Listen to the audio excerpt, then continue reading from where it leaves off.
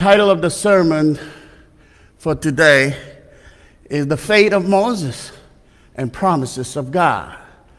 Exodus chapter 4, verse 10 to 12. Shall we all read this together as one body of Christ? Then Moses said to the Lord, "O my Lord, I'm not eloquent, neither before nor since you have spoken to your servant. But I'm slow of speech and slow of tongue." So the Lord said to him, "Who has made man's mouth? Or who makes the mute, the deaf, the seeing, or the blind? Have not I, the Lord? Now therefore go, and I will be your mouth and teach you what you shall say." May the good Lord bless each one of us through the reading of these holy words. There are so many heroes and heroines of faith in the Bible. And if we look into their lives, one thing stood out: faith. Their faith. It's amazing. It's inspiring. And Moses' faith is one that inspires me and that brought me where I'm here today. He was an able leader. He is the one who freed the Israelites from slavery, took him to the long path of, in the wilderness for 40 years. He was leading it. But Moses, when God chose him to be the leader, Moses was genuine. He was honest, and he said, "Lord, why don't you pick someone else to be a leader?" A leader has to be very eloquent, rich, and powerful in words in order to debate and discuss with the pharaohs and the officers and the kings of these nations. A leader has to be strong, especially when it comes to speech. "But Lord, I'm slow." He stammered. "I'm not good in words. How can I stand up against those powerful kings? Pick someone else. Pick someone else." God said, "Hey, listen up. Who are you talking to? Who is the one who provided mouth, tongue, eyes, ears, hands, feet? Don't you think it's me? In other words, I'm in control. I'm in charge. I'm the God who can make the impossible possible. There's nothing that is impossible. You just have faith in me and depend on me. Just follow my will. I will give you," what he said, "I will give you words to speak." Not just the words to speak. He said, "I will tell you when to speak to. I will provide everything. Just follow me. Have faith."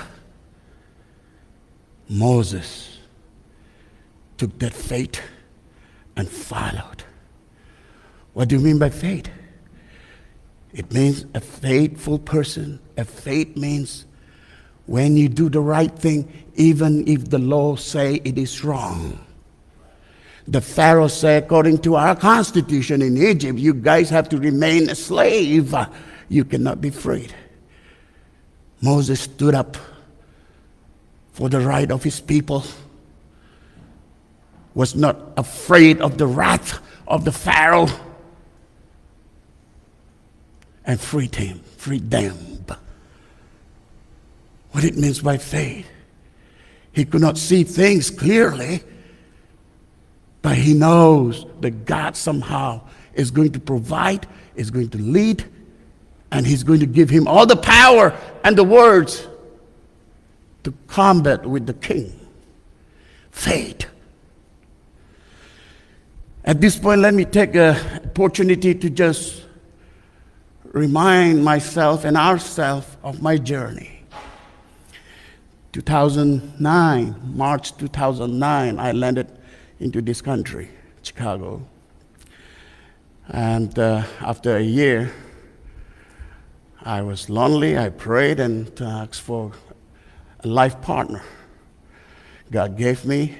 I went back to India for a vacation, picked up the most beautiful girl on earth, came back 2001 as a married person. I completed my master in divinity from Norton Seminary, Chicago. Graduated in 2004. Then we, both of us, headed back along with our souvenir, Bella. So back in India, my wife joined the school that my dad and I have established, called Trinity Public School. We have a kindergarten through 12th grade. She was teaching, and I was doing the administrative job. Meanwhile, my wife and I started a ministry called New Hope Ministry. Now, it's known as New Hope Ministry International. We work with the youth at risk people. So when I was working in a ministry and also in a school setting, I realized I need more training, especially in the field of counseling, especially with marriage and family, because youth at risk involves family in a very powerful way. Sensing the need, I asked God to open up the way again for me to pursue my study. Without much hesitation, without any obstacles, they accepted me for the DMIN program, Doctorate in Ministry, Philadelphia. Palmer Seminary it was called, now it becomes Eastern Seminary. So my wife and I, along with Bella, we went back, pursue, and I graduated in 2009. So after I graduated, my wife had been supporting me all the while. Now she wants to study for herself.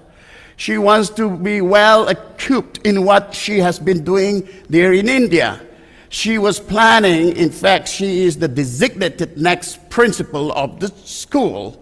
So in order to equip herself better, she approached 2-3 universities for a master program, master in education. She was accepted in 2, one in Eastern University, Philadelphia, and one in Fort Wayne University. I forgot, how do they call it? Fort Wayne. There's so the Fort Wayne and the Eastern, they accepted.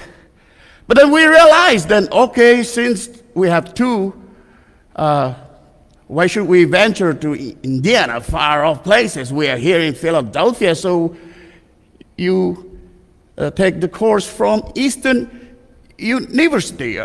So we decided, but 2-3 months before she could begin her course, they sent a notification saying that, well, if you study in our university, you have to take 1 more year extra. You cannot graduate in 2 years.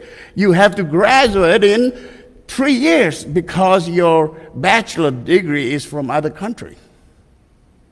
I said, wow, who is going to fund those humongous amount of money for 1 more year? That is too much. Then we reapproach again the Fort Wayne. They said, no, you will graduate in 2 years. You see, you don't have to take 1 more year extra. So we have no choice, we have to move up. That's how we were welcomed to Indiana. 2009, 2010, I guess. As she enrolled herself in that college, I served as a counselor in Fort Wayne Baptist Church. So by virtue of being a staff member of the church, I used to go for seminar, conferences, sometime along with my pastor. In one of the seminar, we had a meeting, and at the end of our seminar, we had a last movement of, wrapping up the day's program. In my table, there were 7 people. Most of them were pastors and leaders. And there was one area minister from Michigan by name Michelle. I forgot the last name. She approached me and said, "Pastor, what time is your worship service? What is the exact location of your church?" And I said, "No, I'm not a pastor, boy. Oh, no. But, I go to church," and I said, "Did." She was surprised. She was shocked that I saying that I'm not a pastor and I'm not a pastor material. I'm more interested in Christian education. She was shocked, and she said, "No. All the while, since morning, I thought you were a pastor. You have all the quality of a pastor.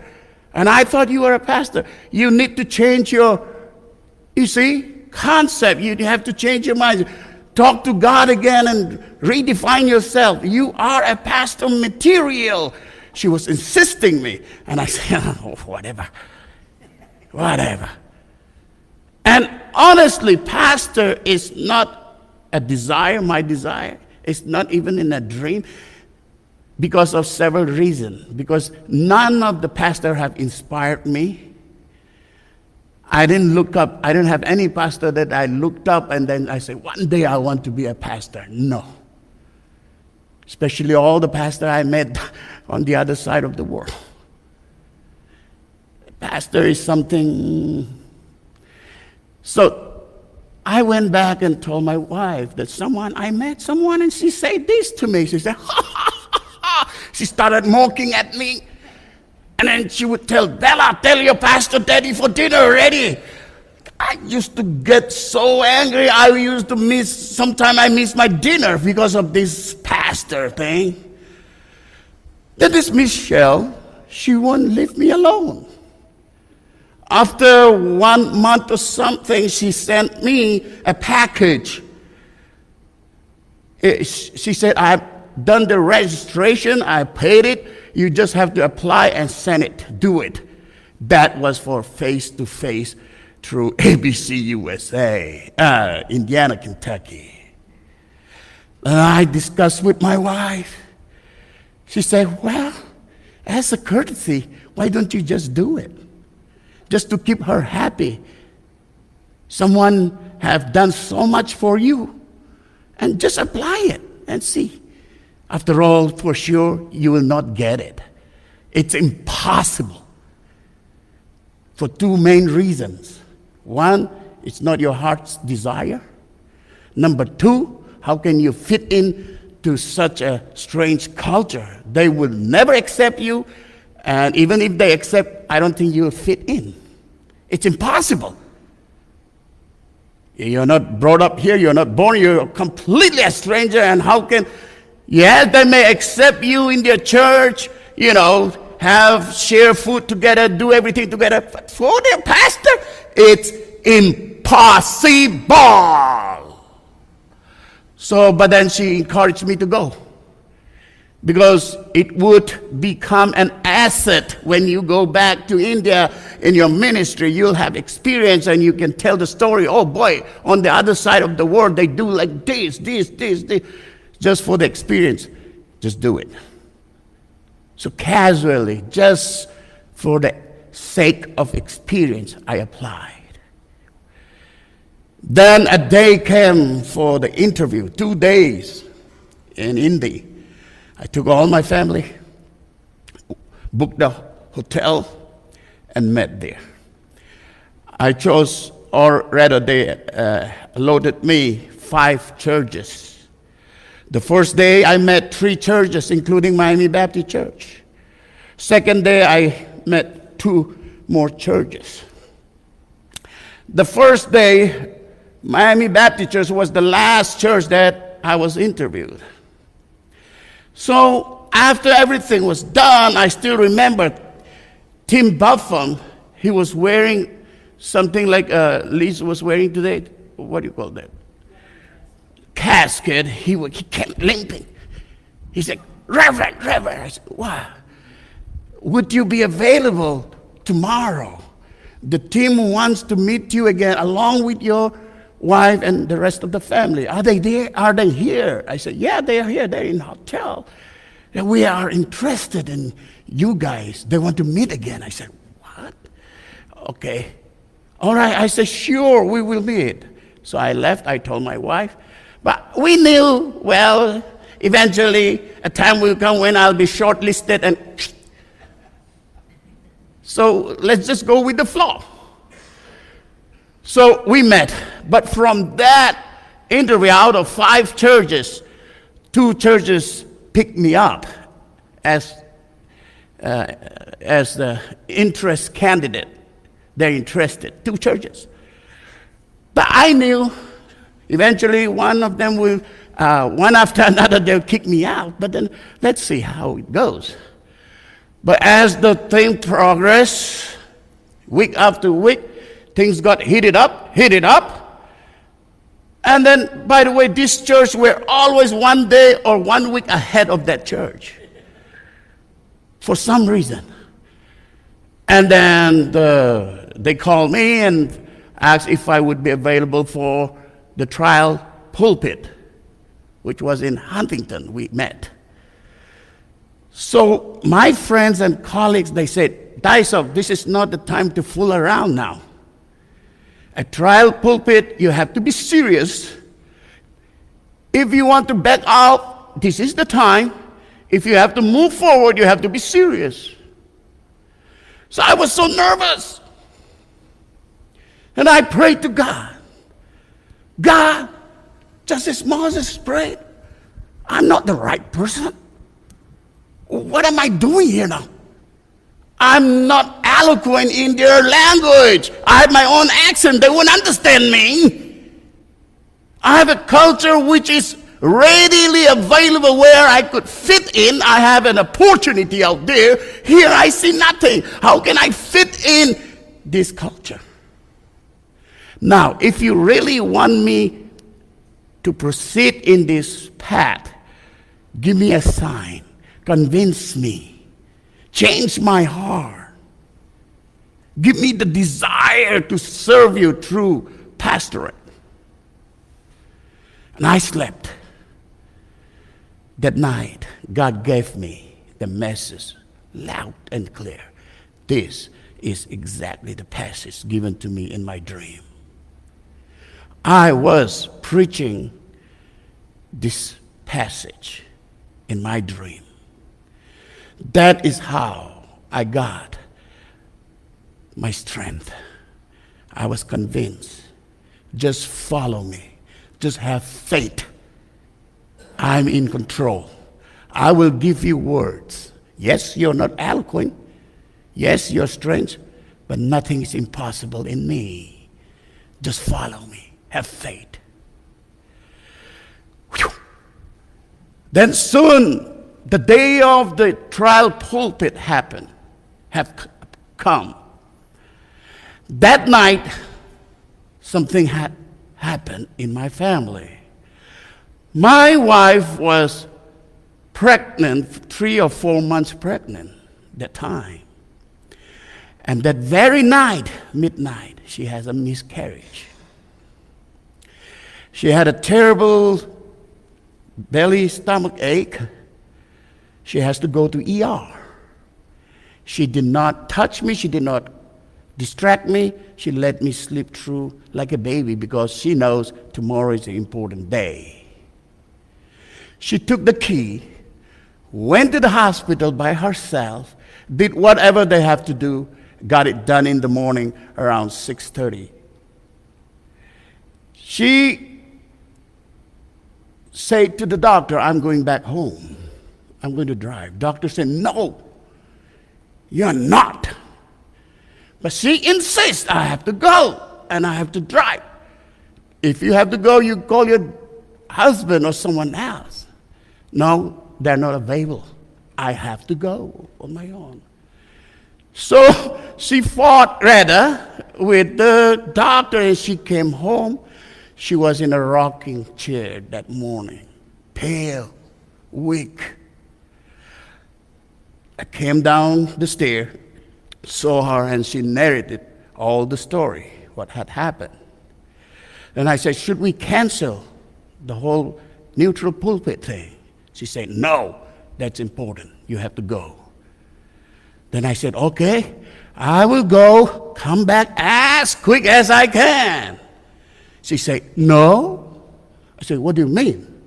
I'm going with you. She said, I'm going with you. I've been with you in the past. In your important times, I was always there with you, praying for you, supporting you. Why would I miss today? I have no choice. I say, okay, hop in, let's go. Huntington was not very far from Fort Wayne. We got there, we were driving, and in my heart, the Spirit was telling me something strongly, saying that you should mention, before you start your sermon, you should mention this testimony of what had happened last night, and that your wife is with you. You have to begin with that in your introduction. I said, how can I say it? That's a personal thing. The Spirit of the Lord keep nagging me, do it, say it. So I asked my wife, okay, can I share the story as part of my sermon? And she said, yes, if it is God's will, if you think that it's useful, use it. So we went, we reached the church. I began my sermon with that story, with that testimony. And at the end of the day, when all these people came and told me, you ask Cheryl, she's here, she will tell you. Pastor, I don't know what you were speaking on, your sermon, we don't care. I didn't listen to your sermon, I don't understand. The first sentence, the introduction, have convinced me that you are my pastor. Your introduction, your testimony have convinced me. I received everything that I was looking for. And the same was testified by the Buffums and others. God says, I will give you words. He promised, if you have faith in me, if you follow my will, I will give you words. Not just words, I will also tell you when to speak, when to say that very words. He gave us a very strong testimony, and he gave me the perfect time to say it. And that's how God spoke to all those search committee. The Spirit of the Lord convinced them through this testimony. My dear brothers and sisters, if we have faith as Moses and others, nothing will go wrong. I'm here by faith. I have several weaknesses, like Moses. I'm not eloquent. I have so many weaknesses. But yet, I'm still here. It is only through God's grace. It is only through his power. We will try to remind ourselves of his grace week after week. But today, let me tell you one thing. God did not discard us or left us halfway through. He never forsake me, nor you. He brought us, I would say, it's a perfect harmony, perfect marriage, if you may. Two completely different persons came together by his grace, and he sustained us this far. He did not part us, left us halfway through. Now I'm done, you go on your own. No, he is still working with us. Faith. I did not see anything. All I saw is dead end, impossibility. On the other side, I saw full of opportunity. a culture that is welcoming and where I could go and fit in right away. My wife continued her studies after coming here, and she graduated as we came here. God is good. All the time. Let us all be faithful. I don't know what circumstance you may be facing. Let me tell you, our God is bigger than all your circumstance and situations.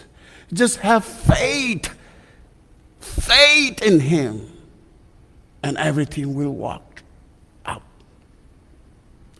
This is the testimony of Moses. This is my own testimony.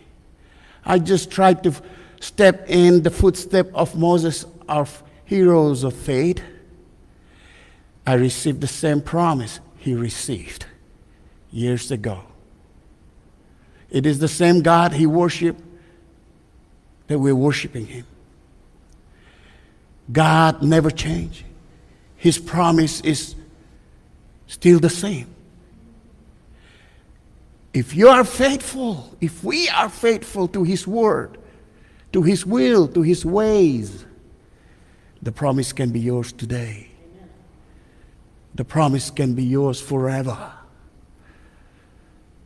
Let's have faith in Him, in His word, and upon each other, and continue our journey. May God bless you. Amen.